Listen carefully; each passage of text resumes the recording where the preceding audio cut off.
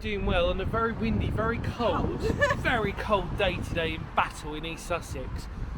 Thank you so much for hopefully clicking on and watching us, and I'm with Sophie. However, you're not really going to see us today because we're going to be talking exclusively about the paranormal stories of Battle, and more importantly, a great starter, not the battlefield surprisingly, but actually St Mary's Church, which we are standing behind. More as a bit of a wind shelf really, a blocker really, 'cause it's bad. Hopefully you enjoy the interesting stories, stay with us, and we will see you on the other side.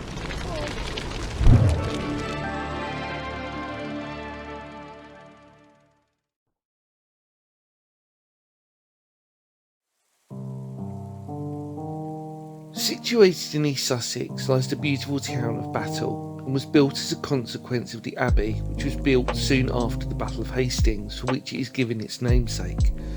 But there is no surprise that it contains a few paranormal tales. We start our first sighting from the ruined abbey itself, where ghostly monks have been seen on random occasions wandering all across the abbey, and have been known to be quite an unnerving sight when they manifest without warning. Alongside this, a woman wearing a large red dress has also been seen in the common house, but the most famous one, and yet more unsurprising one, is that of Harold himself, walking the grounds with the arrow still sticking out of his eye. Of course, this comes with a lot of speculation, but undoubtedly adds to the legend of his untimely demise. And from that, we find ourselves at the supposed site of the battlefield itself, where a ghostly knight has been seen riding across the field on the anniversary of the battle every 14th of October. But with this comes the most dramatic story that goes to say that the ground is said to bleed after every storm, with the blood of all the bodies that were killed from the battle. Our next story lies across the abbey at St Mary's Church when, after a Sunday service, several members of the congregation asked the Reverend who the new curate was when they had seen them standing in the sanctuary. In fact, the old curate had left and had not yet been replaced, leading several to speculate that they had seen a ghost. Alongside this story also has been seen more ghostly monks wandering the church, said to emanate from the abbey itself.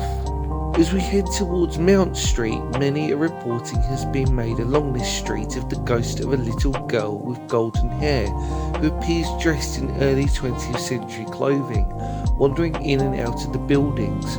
Reports of her being playful and curious in nature, so definitely one of the more friendly spirits in the town. Our final tale is easily Battle's most dramatic of all, when heading out of Battle on the corner of Netherfield Road and London Road is the story of a local resident who saw his gardener standing at this junction, though several hours before he had passed, since the gardener had committed suicide.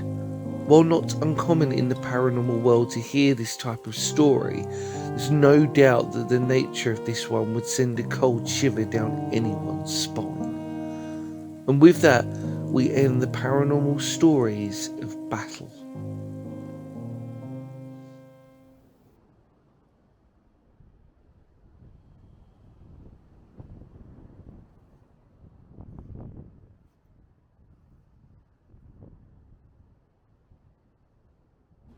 Well, everybody, we are done.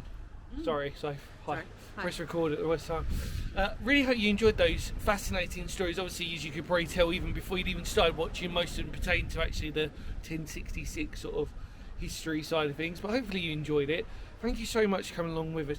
We will of course see you on another adventure, another story at some time. Feel free to spread the word of the channel. It goes a long way, and for all you paranormal enthusiasts out there, hopefully this ticked a little thing for your curiosity, should we just sort of say. Take care, and we will see y'all very soon. Bye.